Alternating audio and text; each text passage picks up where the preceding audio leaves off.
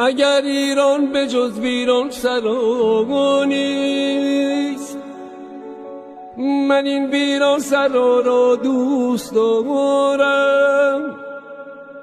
اگر آب و هوایش دلنشین نیست، من این آب و هوا را دوست دارم.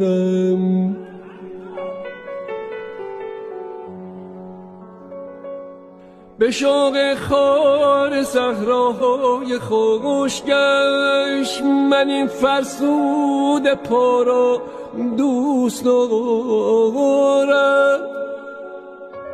اگر تاریخ ما افسانه رنگ است، من این افسانه ها را دوست دارم.